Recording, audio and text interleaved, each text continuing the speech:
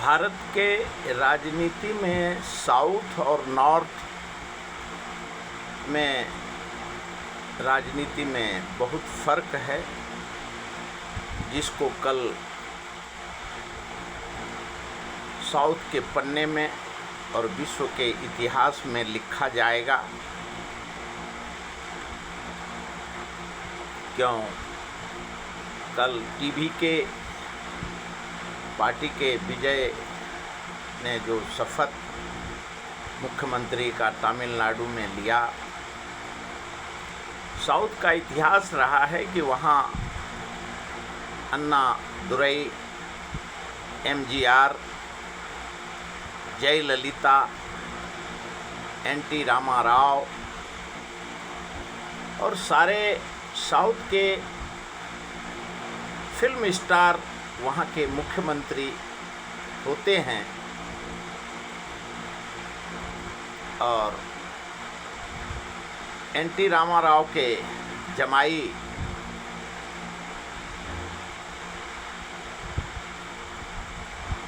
नायडू, जब एनटीआर विदेश में अपना इलाज कराने गए, उसी समय में चंद्रबाबू नायडू ने स्वदेश लौटने के पहले ही उन्होंने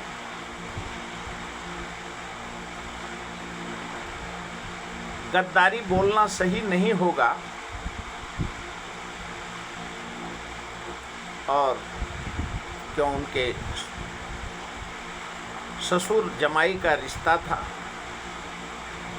और उनके आने के बाद अपने रिश्तेदारी के वजह से चंद्रबाबू नायडू ने एनटीआर को हटा के खुद सत्ता में स्थापित हुए।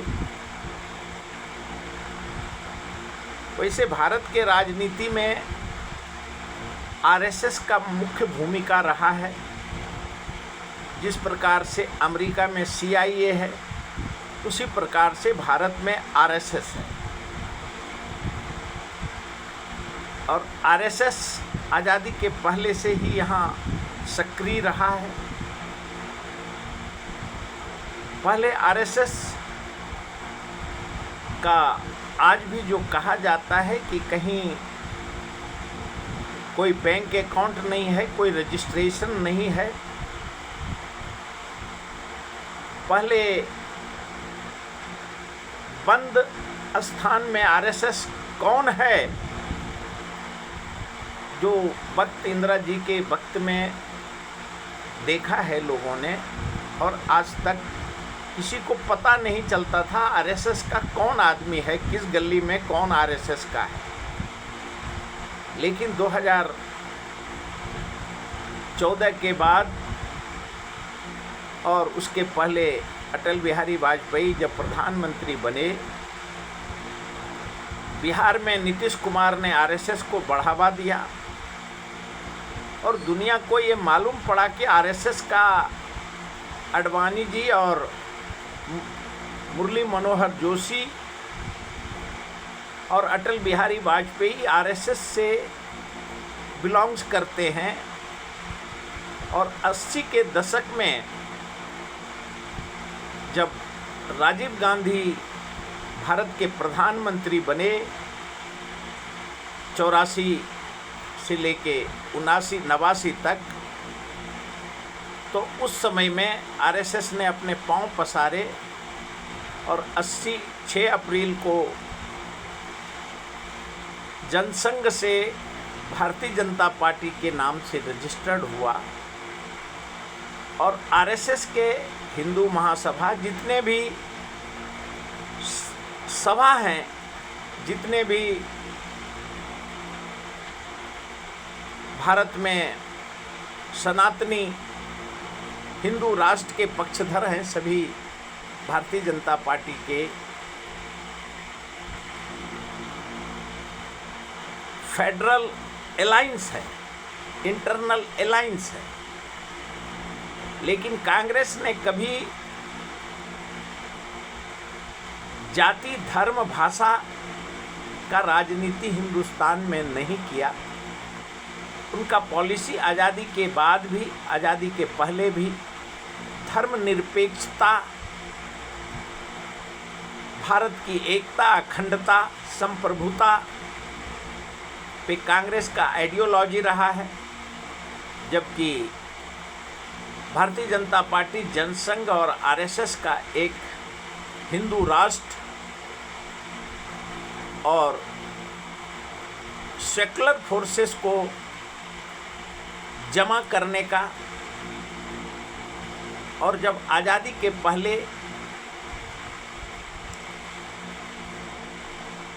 वो उसी प्रकार से हिंदू राष्ट्र के तहत ही उनकी सारे कार्यकलाप होते थे।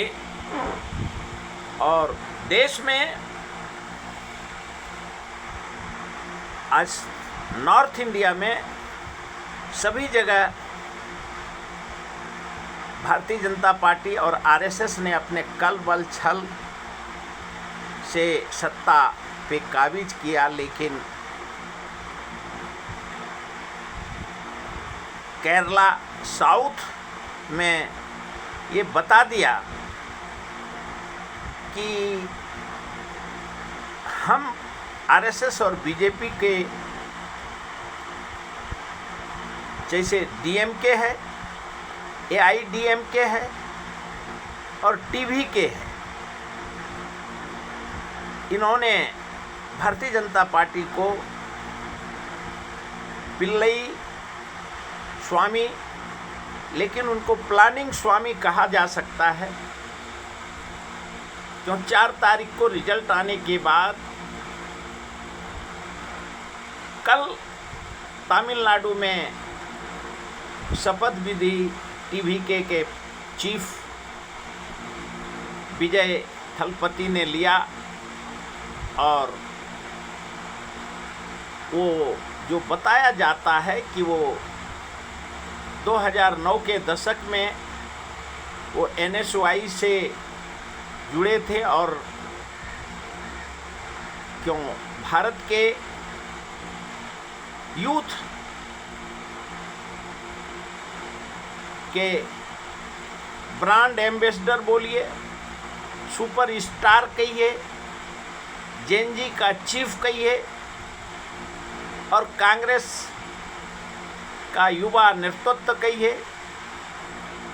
राहुल गांधी से मिलने के लिए वो राहुल गांधी ने उनको बुलाया था, आज के चीफ मिनिस्टर तमिलनाडु के, और उनके साथ उनके पिताजी भी गए, जो कहा जाता है कि वो एआईसीसी का मेंबर बनना चाहते थे। बाद में उन्होंने 34 फिल्म में काम किया था तमिल में, और तमिलनाडु में डीएमके का प्रभाव रहा है, क्यों फिल्म इंडस्ट्री डीएमके करुणानिधि जी के सानिध्य में सारे इंडस्ट्री के उनको भगवान का डिग्री था, भगवान से ज़्यादा करुणानिधि जी को तमिलनाडु का जनता मानता है। और वही कारण है कि उनके संपूर्ण परिवार राजनीति में है और वहाँ के जनता में उनका बैठ है। एमजीआर के बाद जयललिता भी अपने वक्त का स्टार थी, और देश ने एमजीआर के बाद उनको सत्ता दिया, लेकिन अभी 6-7 साल से उनकी मृत्यु के बाद कोई सुपर स्टार, फिल्म स्टार राजनीति में नहीं था। और एक दशक के बाद, 15-16 साल के बाद देश ने देखा कि तमिलनाडु में टीवीके का जो मेजॉरिटी आया, डीएमके, और ये चिरंतन सत्य है कि डीएमके और टीवीके, एआईडीएमके, इन्होंने भारतीय जनता पार्टी और आरएसएस को वहाँ साउथ में एंट्री करने से रोका। जो कल 6 दिन से चल रहे थे, 4 तारीख से उनके 1-2 जो कहा जाता है कि 1-2 सदस्य चुन के आए थे और AIDMK पुराना केस निकालने के चक्कर में थे। और जिस प्रकार से भारत में जनता ने देखा है कि गोवा में 1 सीट आने पे भी भारतीय जनता पार्टी सरकार बना लेता है, बहुमत किस प्रकार से लेना है वो अमित भाई शाह और नरेंद्र मोदी से देश को सीखने की जरूरत है। और सत्ता कैसे लिया जाता है, वैसे एक वक्त में देश ने देखा था कि कांग्रेस में भी बड़े बड़े चाणक्य राजनीतिकार शरद पवार, अर्जुन सिंह, एक से एक योद्धा हुए। कामराज भी साउथ में, कर्नाटका में हुए। कामराज एक वक्त का कांग्रेस में भी उनकी पैठ रही है, लेकिन अभी साउथ में रोकने का भरसक जो कम्युनिस्ट और वहाँ के जो विद्वान लोग हैं, उन्होंने सेकुलर फोर्सेस को, RSS इतना बड़ा सक्रिय संस्था है, चाहे केरला हो, कर्नाटक हो, तमिलनाडु हो, वो अपने राज्य में एंट्री नहीं होने देते। जब सत्ता में आए भारतीय जनता पार्टी 2014 के दशक में, तो अमित भाई शाह रथ लेके केरला में वो पद यात्रा शुरू किया, लेकिन रिस्पांस नहीं मिला। उसके बाद प्रधानमंत्री मोदी जी ने किसी विशेष कारण से उनको दिल्ली बुला लिया। जिस प्रकार से बिहार हो, तमिलनाडु हो, साउथ में सारे स्टेट हो, देश ने देखा है चंद्रबाबू नायडू को कि कल तेलंगाना में भारत के प्रधानमंत्री वहीं थे। रेड्डी जी को उन्होंने ओपन मंच से कहा, उनको आमंत्रण दिया, लेकिन पूरे विश्व ने देखा और देश ने देखा कि प्रधानमंत्री जी ने ऑफर दिया, लेकिन किस प्रकार से हंस के संस्कृति संस्कार में मिले और वहीं से भारत के जो उन्होंने भारत के जनता को 145 करोड़ जनता को संदेश दिया। ये नहीं कहा उन्होंने कि कांग्रेस के राहुल गांधी ने 5 राज्य के इलेक्शन के दौरान ही पहले ही कह दिया था कि भारत का अर्थव्यवस्था चरमरा गया है, ख़त्म सा हो गया है, महंगाई का शिकार भारत के जनता को होना है, बेरोजगारी महंगाई का शिकार होगा। और वो हर 2000 कोरोना के पहले भी उन्होंने आगाह किया, और जो फोरकास्ट राहुल गांधी करते हैं वो भारत के जनता को सच अब दिखता है। और वैसे जिस प्रकार से डोनाल्ड ट्रंप जी कहते हैं कि मैं मोदी का बदनाम कर दूंगा, उसी प्रकार से भारत में भारतीय जनता पार्टी आरएसएस ने राहुल गांधी को भरसक बदनाम करने का और पप्पू क्या क्या उनको सम्मानित किया, लेकिन उन्होंने किसी पे सवाल उठाए नहीं, वो अपने रास्ते चलते रहे। और हर राज्य में अब वो युवा नेतृत्व कौन कहाँ होगा ये बोलना मुश्किल है, लेकिन जो कल टीवी के पार्टी के सीएम ने शपथ लिया तमिलनाडु में,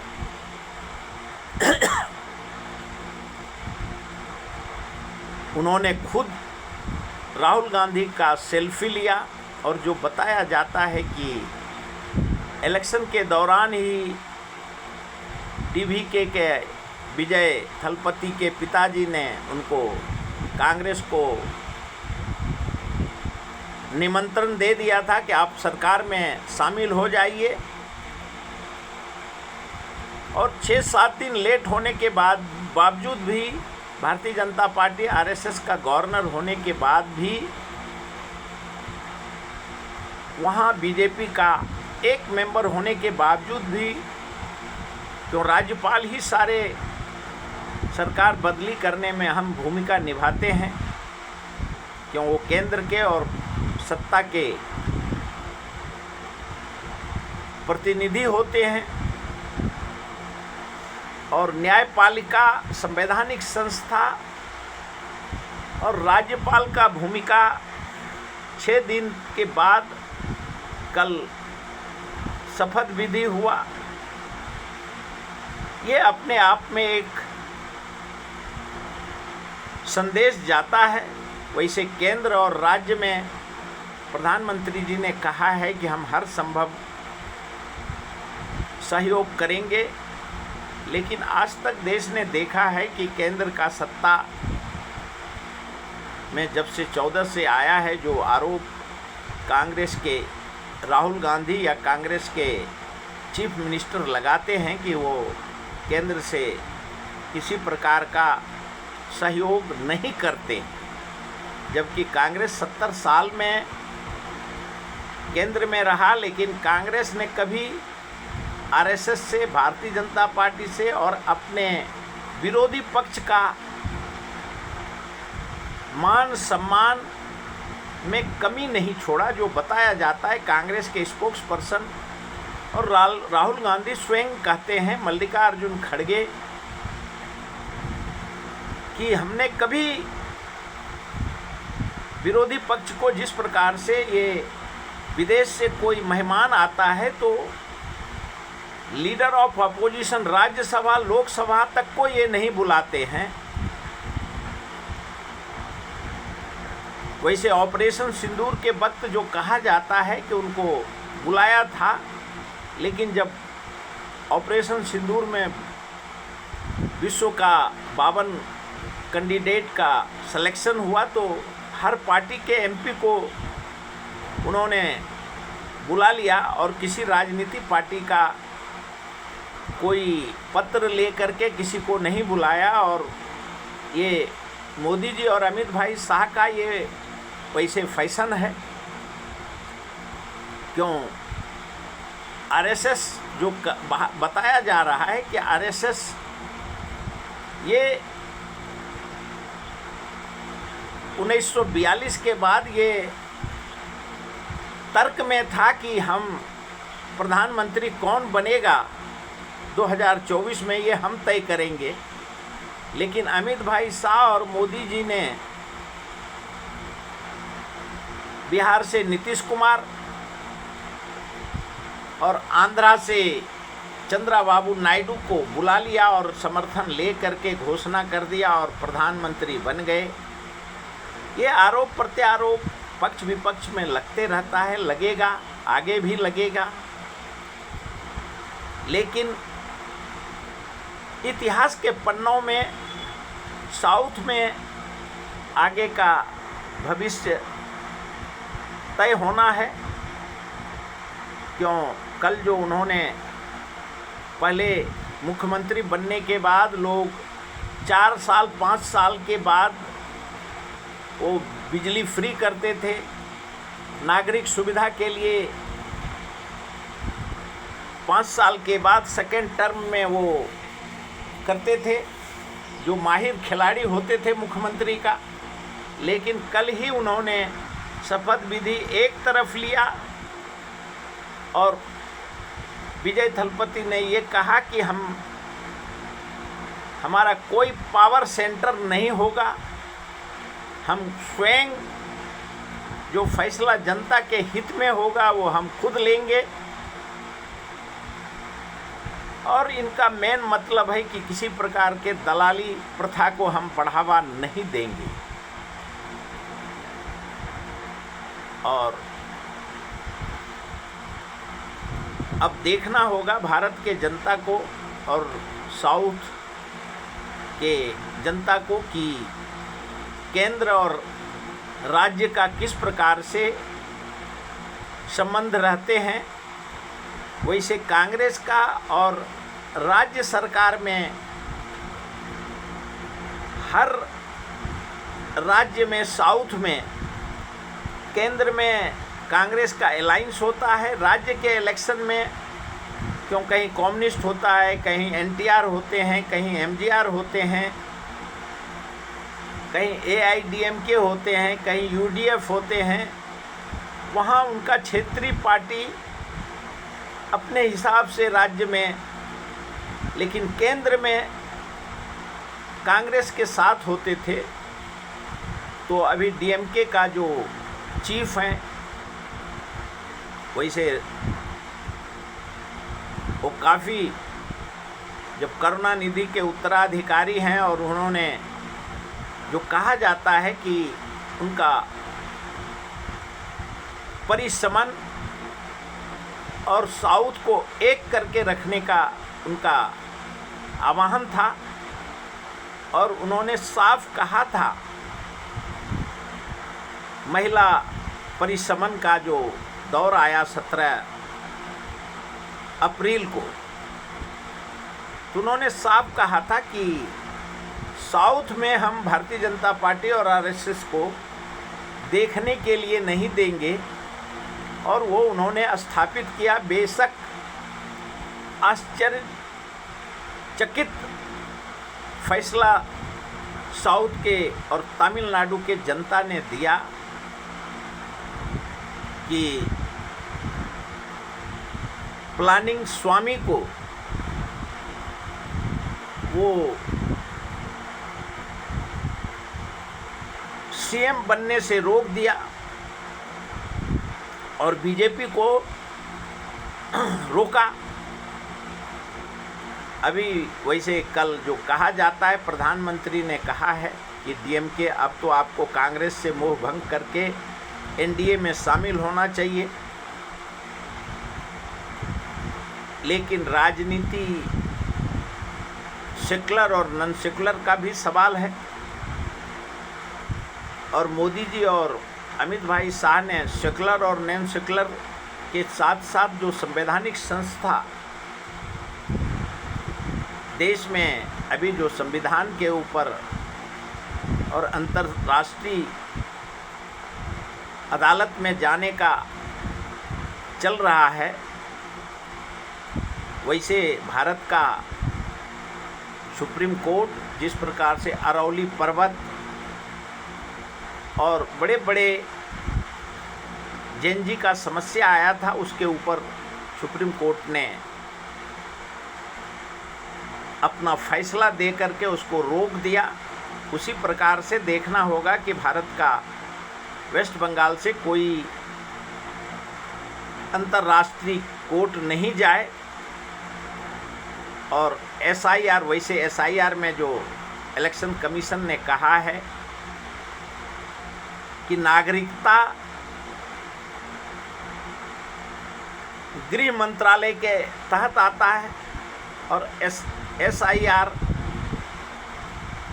इलेक्शन कमीशन के तहत आता है। लेकिन जो 2003 का incentive revision, special incentive revision था, उसमें ऐसा कोई जो योगेंद्र यादव ने बताया है, कैसा जो अभी ज्ञानेश गुप्ता या राजीव कुमार ने जो इंसेंटिव रिवीजन किया उसमें कोई जिक्र ही नहीं है। सब का उन्होंने वायलेशन किया है। तो ये न्यायपालिका का मुद्दा है, ये सब तो चलते रहेगा। अभी 12 साल से भारतीय जनता पार्टी के काउंसिल ऑफ मिनिस्टर प्रधानमंत्री के नेतृत्व में शासन कर लिया। अब आगे भविष्य, आगे का राजनीति तय भारत का होगा। न्यायपालिका और संवैधानिक संस्था में जो वेस्ट बंगाल के इलेक्शन में नाम काटे गए, जोड़े गए, वैसे हर राज्य में इंसेंटिव स्पेशल रिवीजन हुआ है। सभी जगह नाम काटे गए, जोड़े गए, लेकिन वहाँ साउथ में ये कहने में जो हर चैनल पे और मीडिया में आ रहा है, उनके ऊपर कोई प्रभाव सेकुलर और नॉन सेकुलर का नहीं पड़ा। वेस्ट बंगाल और आसाम में वो वहाँ पहले भी बोडोलैंड और एक से एक बॉर्डर का सवाल, वेस्ट बंगाल में बांग्लादेश, उधर बोडोलैंड का सवाल उठते रहा है। और वही वहाँ अब देखना होगा, जो नाम कटा है 27 लाख, वो कभी वोट कर पाते हैं क्यों? सुप्रीम कोर्ट में जाना है। अब मैटर अगर अंतर्राष्ट्रीय मामले को रोकना होगा तो भारत के मुख्य न्यायाधीश को ज्ञानेश गुप्ता के और इंसेंटिव रिवीजन के ऊपर फैसले देने होंगे। और क्योंकि भारत में जो टीवीके का सरकार तमिलनाडु में बना और उन्होंने युवा नेतृत्व और युवा को अपने शपथ विधि समारोह से ही उन्होंने सबको धन्यवाद दिया, सबको प्रणाम किया और उन्होंने मामा आपके हर युवा के साथ तमिलनाडु का चीफ मिनिस्टर है। और जो उन्होंने इलेक्शन के पहले घोषणा किया था, सभी को उन्होंने कल ही पहले स्टेज से ही साइन कर दिया, जनता के हित के लिए, महिला के हित के लिए, फ्री बिजली के लिए। इसके लिए टीवीके सरकार को पूरा विश्व, देश सभी बधाई देता है। अभी तक इतना ही।